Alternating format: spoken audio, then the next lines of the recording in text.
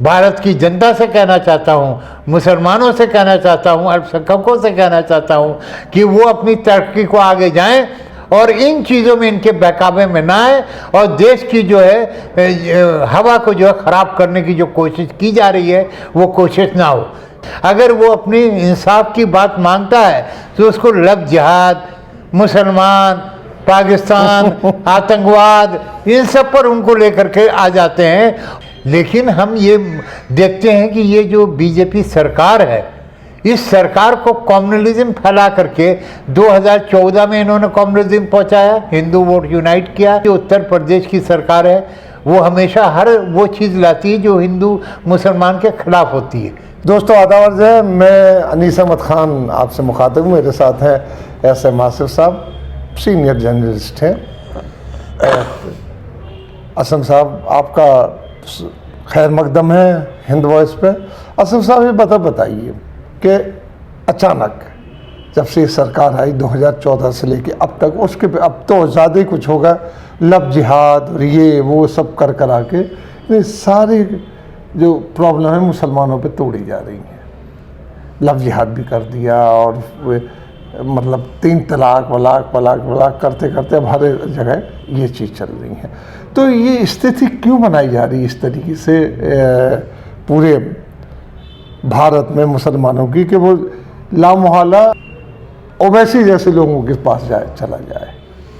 देखिए, जहाँ तक बात है कि बिहार का चुनाव जो हुआ, उस चुनाव में भी कम्युनलिज्म की बात की गई, NRC लागू करने की बात की, हिंदू वोट को एक तरफा करने की बात की गई, जो मुसलमानों को जो है इस तरीके से ओवैसी का डर दिखा के या किसी का डर दिखा करके हिंदू वोट को एक करने का जो इनका षड्यंत्र था वो बिहार के अंदर कामयाब हुआ।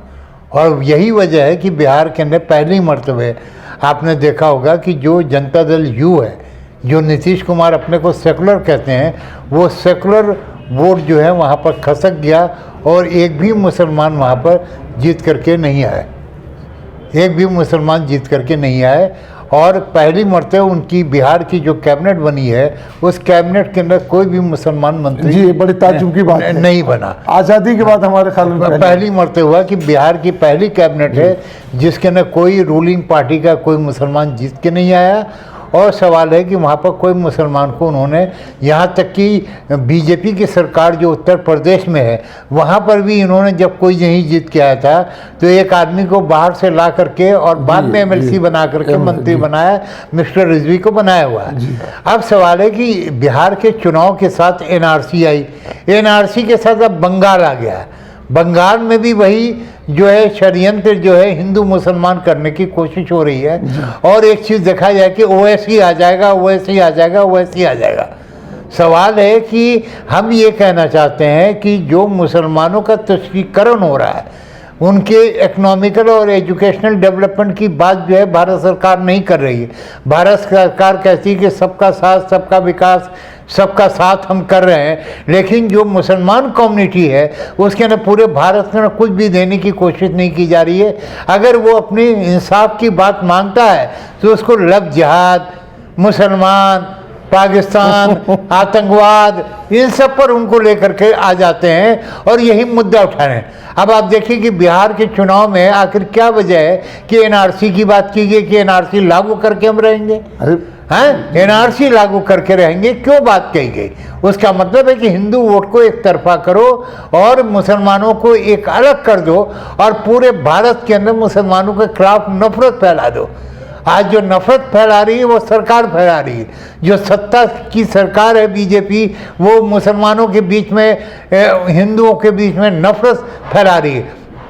हम आपको दिखाएं कि भारत का जो रिकॉर्ड हमने उठा के देखा कि सवाल है कि जो पूरे साल के अंदर 2018 और 2019 के अंदर पूरे हिंदुस्तान के अंदर जो है हिंदू मुसलमान विवाह जो है अच्छी खासी तादाद में हुआ। इसका मतलब है कि पब्लिक जो है वो कॉमनल नहीं है, लेकिन जो एक पार्टी है हुकूमत जमात है, हाँ, वो हुकूमत जो है वो मुसलमान को अलग करके हिंदू को एक तरफा करके अपना वोट बैंक बना रही है। तो मेरा कहना है कि आज लव जिहाद की आप बात कर रहे हैं, लव जिहाद तो एक ज़बरदस्ती है ना। अगर कोई आदमी अपना धर्म परिवर्तन करता है तो ये उसकी मर्जी है। भारत के संविधान में उसको राइट मिला हुआ है कि वो अपना धर्म को परिवर्तन कर सकता है, किसी धर्म को मान सकता है, किसी की पूजा कर सकता है। ये भारत में संवैधानिक राइट है उसको। उस राइट पे एक बिल ला करके आप कहना कि लव जिहाद का मतलब क्या है? जिहाद किस बात का जिहाद कर रहे हैं? ये लव जिहाद, इसके पीछे कभी ये डिमांड नहीं उठी कि मुसलमानों को एजुकेशन होना चाहिए ज़रूरी, जैसा भी आपने कहा ना, उसकी किसी को चिंता नहीं है। देखिए, उन्हें मुसलमान की चिंता नहीं है। सवाल है कि आपको एक बात मैं बता दूं, बड़ी छोटी सी बात है। जब भारत आज़ाद हुआ तो हिंदुस्तान के जो मुसलमान पढ़े लिखे थे वो पाकिस्तान शिफ्ट कर गए। जी जी बिल्कुल। जो हिंदुस्तान के में 75% मुसलमान पढ़े वो हथकरघा, कोई चूड़ी बनाने वाला, कोई मैकेनिक, कोई ये, तो एजुकेशन उनके पास नहीं थी। लेकिन 70 साल आज़ादी के गुजरने के बाद मुसलमानों को एजुकेशन में उनको बराबरी में लाने का काम जो है सरकार ने नहीं किया, दलितों के साथ किया। लेकिन दलितों की भी वही हालत की। लेकिन मुसलमान तो बदतर है, आज भी उसके पास रोजगार नहीं है। और अगर वो काम करना, बस धोबी है तो वही है, मैकेनिक है तो वही है, चूड़ी बनाने वाला है तो वही है, जितने भी जुगाड़ का काम करने वाला जो मजदूर है वो मुसलमान है। तो एक भारी तादाद में मुसलमान है। और एक जो कोशिश मुसलमानों ने कुछ दिनों में की कि वो एजुकेशन में आगे बढ़े, IAS IPS जो है वो बढ़ रहे हैं, उनमें एजुकेशन की तरफ बढ़ रहे हैं। लेकिन उस एजुकेशन को रोकने के लिए इस कॉमनल सिस्टम को लागू करके उनको पिछड़ना चाहते हैं। उनको आगे अक्सर ये देखा गया है कि मुसलमानों के साथ ये जोड़ता है कि पंचर जोड़ने वाली कौम है, यानी बिल्कुल निचले दर्जे पे लाते हैं उसको। देखिए, सवाल है कि मुसलमान को ये बात सोचनी चाहिए कि मुसलमान आज एजुकेशन में आगे 25 साल में बढ़ना शुरू हुआ। आज IAS IPS अफसर बनना शुरू हुए हैं। इसलिए उनके ना कम्युनलिज्म नहीं है। लेकिन हम ये देखते हैं कि ये जो बीजेपी सरकार है, इस सरकार को कम्युनलिज्म फैला करके 2014 में इन्होंने कम्युनलिज्म पहुंचाया, हिंदू वोट यूनाइट किया, 2000 उन्होंने यूनाइट किया। अब बंगाल पर यह कब्जा करने के लिए, क्योंकि बंगाल के ना 35% मुसलमान की पॉपुलेशन है, और अगर उस 35% पॉपुलेशन को डिवाइड कर देंगे तो हिंदू एक हो जाएगा, तो ये जीत जाएंगे और बंगाल पर भी कब्जा कर लेंगे। इसी हम देखते हैं कि जो उत्तर प्रदेश की सरकार है वो हमेशा हर वो चीज़ लाती है जो हिंदू मुसलमान के खिलाफ होती है, समझा। वो कोई भी ऐसा काम नहीं करे जो सबका साथ सबका विकास की तरफ होता है। मैं ये कहना चाहता हूँ, भारत की जनता से कहना चाहता हूँ, मुसलमानों से कहना चाहता हूँ, अल्पसंख्यकों से कहना चाहता हूँ कि वो अपनी तरक्की को आगे जाएं और इन चीज़ों में, इनके बहकावे में ना आए, और देश की जो है हवा को जो है ख़राब करने की जो कोशिश की जा रही है वो कोशिश ना हो। क्योंकि हर मुसलमान दाढ़ी वाला इनको आतंकवादी दिखाई देता है, हर टोपी वाला आतंकवादी दिखाई देता है। तो सवाल है कि ये मुसलमान भारत का नागरिक है, भारत की आगे बढ़ने के लिए अपनी जान कुर्बान करता है। उसको आप शक की निगाह से देख करके उसकी तरक्की को रोकने की जो कोशिश कर रहे हैं, इसको बर्दाश्त कोई भी नहीं करेगा।